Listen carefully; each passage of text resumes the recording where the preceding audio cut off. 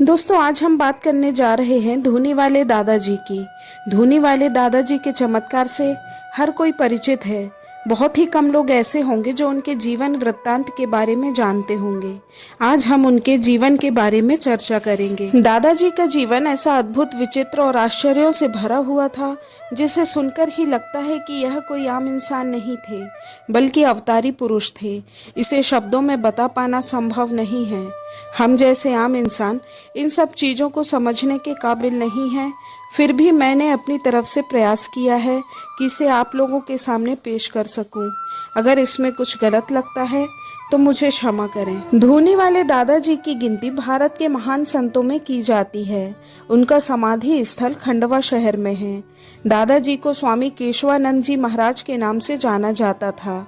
वे एक बहुत बड़े संत थे और लगातार घूमते रहते थे।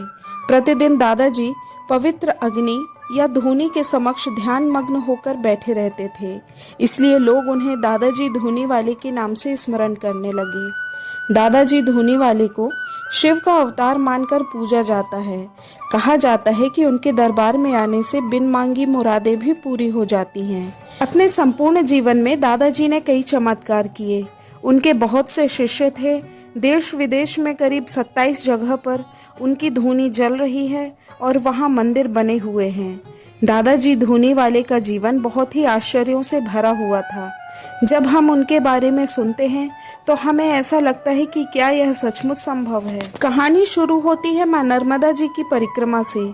माँ नर्मदा जी की परिक्रमा के बारे में स्कंद पुराण एवं पद्म पुराण में लिखा हुआ है कि जो भी नर्मदा जी के पवित्र जल में स्नान करते हैं उनके पाप तत्काल ही नष्ट हो जाते हैं, और जो नर्मदा जी की परिक्रमा करते हैं उनके बारे में कहा जाता है कि वे दोबारा पृथ्वी पर जन्म नहीं लेते।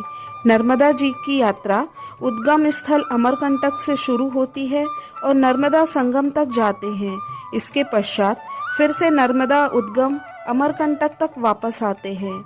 इस तरह नर्मदा जी की एक परिक्रमा पूरी की जाती है। बड़े बड़े ऋषि मुनि, साधु सन्यासी नर्मदा जी की परिक्रमा करते हैं। इनके अलावा आम भक्त जन भी नर्मदा जी की परिक्रमा करते हैं।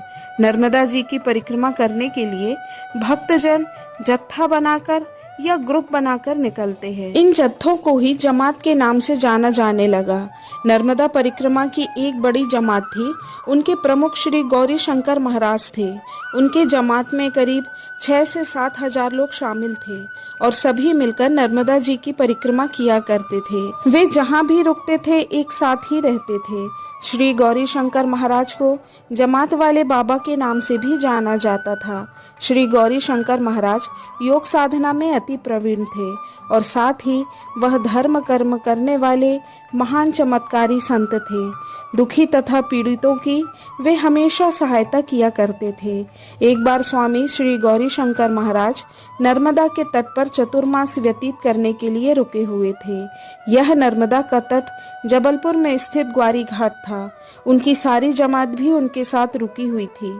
सभी लोग यज्ञ आदि कर्म कांड में व्यस्त थे। तभी वहां 7-8 वर्ष की आयु का एक तेज पुंज बालक आया। सभी लोग यह देखकर चौंक गए कि एक छोटा बालक इस निर्जन स्थान पर साधुओं के पास कैसे आ गया। उसकी कांति इतनी अलौकिक थी कि सारा जग जगमगाने लगा। उसके नेत्रों में शांति का अथाह सागर हिलोरे ले रहा था। जमात के साधुओं ने उस बालक को उठा लिया और श्री गौरी शंकर महाराज के सामने लाकर उपस्थित किया। महाराज ने जैसे ही बालक को देखा, उनके हृदय में प्रेम का सागर उमंगे भरने लगा। बालक को अपने पास बैठाकर उन्होंने पूछा, बालक कहाँ से पधारे हो? तुम्हारा नाम क्या है? बालक ने कोई उत्तर नहीं दिया और चारों ओर देखता रहा। वह मौन होकर सबकी बातें सुन रहा था। महाराज ने कहा कि माँ नर्मदा जी की कृपा से हमें यह बालक प्राप्त हुआ है। हम इसका नाम माधव रखेंगे। आज से जमात में माधव के नाम से ही इसे पहचाना जाएगा। धीरे धीरे बालक बड़ा होने लगा। अपने मृदु स्वभाव के कारण वह सबका प्रिय बन गया। उचित समय जानकर महाराज जी ने उसे काशी में विद्या अध्ययन करने के लिए भेज दिया। अध्ययन करके आचार्य पद प्राप्त करके माधव वापस लौटा। उसने आचार्य पद का प्रमाण पत्र अल्पायु में ही प्राप्त कर लिया था उसकी बुद्धि असाधारण थी। माधव ब्रह्म मुहूर्त में उठकर नर्मदा जी में स्नान करता था और पूजा पाठ आदि कर्म कांड से निवृत्त होकर व्यायाम प्राणायाम आदि में संलग्न रहता था। उसके बाद वह वेदों का अध्ययन करता था। इस तरह वह पूरा दिन भगवान की आराधना या फिर गुरु की सेवा में ही व्यतीत करता था। योग आदि के लिए बैठता तो उसे स्वयं की भी सुध नहीं रहती थी। वह घंटों तक ध्यान करने के लिए बैठा रहता या फिर नर्मदा जी के जल में घंटों बैठकर ध्यान लगाया करता। एक बार इसी योग फल के कारण माधव जिस स्थान पर बैठा था वहां से 10 हाथ ऊपर उठ गया। सभी यह देखकर आश्चर्यचकित हो गए। श्री गौरी शंकर महाराज के जमात के नियम के अनुसार माधव को दीक्षा देकर उसका नाम श्री स्वामी कृष्णानंद रख दिया गया। कुछ काल तक स्वामी कृष्णानंद जी हिमालय की यात्रा पर रहे। स्वामी कृष्णानंद जी हिमालय की यात्रा पूरी करके जब वापस लौटे तो वे एक महान विभूति की तरह दिखाई देने लगे थे। उनके रोम रोम से अलौकिक तेज निकलता था। महाराज कृष्णानंद जी का शरीर मजबूत, स्वस्थ और सुंदर था। उनका मुख लंबा, आंखें तेज और तेजस्वी थीं। वह कभी तले हुए पदार्थों का सेवन नहीं करते थे। हमेशा उन्हें सीधा साधा भोजन ही प्रिय था। जब रात्रि के समय पशु पक्षी और उनकी जमात के सभी लोग निद्रा के आसीन हो जाते तब वे नर्मदा मैया के तट की ओर जाकर ध्यान लगाकर बैठ जाते थे। वे इसी मुद्रा में बैठे रहते।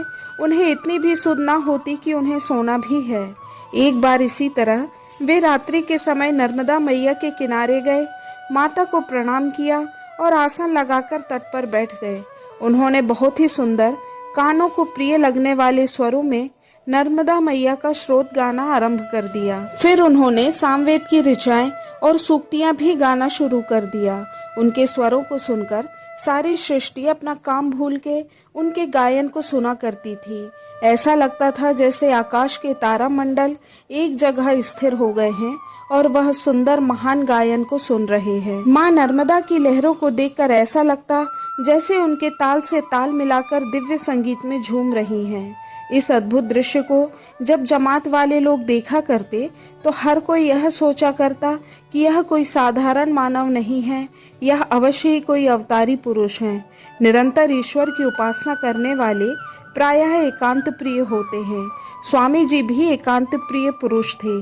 जब सब लोग अपने कामों में लगे होते तो वे धीरे से उठकर गायब हो जाते थे। वे कभी जंगल में जाकर ध्यान लगाकर बैठ जाते, कभी नर्मदा के तट के किनारे ध्यान लगाए हुए बैठे पाए जाते।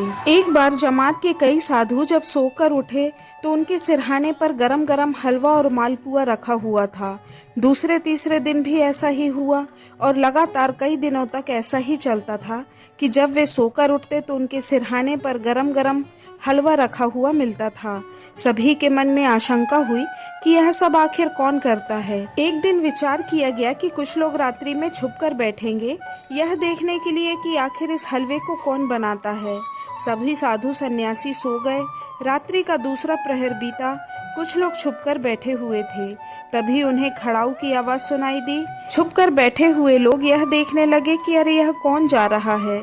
जब उन्हें पहचाना तब पता चला कि श्री कृष्णानंद जी महाराज हैं जो नर्मदा तट की ओर चलते हुए दिख रहे थे। स्वामी कृष्णानंद जी नर्मदा तट की ओर गए। उन्होंने नर्मदा में स्नान किया और डब्बा भरकर पानी लाने लगे। पानी लाकर उन्होंने एक बड़ी सी कड़ाही में डाल दिया, कुछ मंत्रोच्चार किया और देखते ही देखते अग्निदेव प्रज्वलित हो गए। मालपुआ, हलवा और पकौड़ियाँ पकने लगी। कुछ देर बाद स्वामी जी ने वह सारा सामान सोते हुए साधुओं के सिरहाने थोड़ा थोड़ा रख दिया। सुबह होने में कुछ समय बाकी था। वे अपने स्थान पर जाकर लेट गए। सुबह फिर से साधुओं को अपने आसन के निकट सामान रखा हुआ मिला। जो लोग रात को देखने के लिए बैठे थे कि यह सारा काम आखिर कौन करता है, उन्होंने गुरुदेव श्री गौरी शंकर महाराज को ये सारी बातें बताईं। सुनकर गुरुदेव जी ने कृष्णानंद जी को बुलाया और उनसे कहा कि तुम यह सब किसकी आदेश के अनुसार कर रहे हो। कृष्णानंद स्वामी जी ने कुछ नहीं कहा। गुरुदेव के चरण छूकर एक तरफ बैठ गए। फिर गुरुदेव ने कहा कि तुम रोज रात को भंडार से हवन का घी निकालते हो और दूसरा सामान बनाने में खर्च करते हो, यह ठीक नहीं है। कृष्णानंद जी ने कहा, गुरुदेव, हम हवन की सामग्री खर्च नहीं करते, हमें तो नर्मदा मैया जी देती हैं। यह उत्तर सुनकर सभी लोग आश्चर्यचकित रह गए। गुरुदेव ने भी अपने शिष्य की सच्ची लगन और आस्था देखकर अपने शिष्य को अपने गले से लगा लिया। सारी जमात वालों की आंखों से आंसू बहने लगे। कहा जाता है कि ईश्वर को खोजने के लिए संसार की आवश्यकता नहीं होती, वह तो अपने हृदय में निवास करता है। और जब मनुष्य इस सच्चाई को जान लेता है तो वह संसार से विमुख होकर परमहंस का पद प्राप्त कर लेता है। संसार के बंधनों से दूर अपने हृदय में विराजित ईश्वर की आराधना में वह लीन हो जाता है। हमेशा उसे एकांत अच्छा लगता है, दुनिया से दूर रहने का प्रयास करता है। दोस्तों, धूनी वाले दादाजी के जीवन चरित्र की कहानी अभी और भी बाकी है। आगे की कहानी में आपको बहुत सारे रहस्य और चमत्कार मिलेंगे, इसलिए बने रहिए इस कहानी के साथ। आशा है आपको कहानी पसंद आ रही होगी। आगे की कहानी अगले पार्ट में आएगी। तब तक के लिए धन्यवाद। नमस्कार।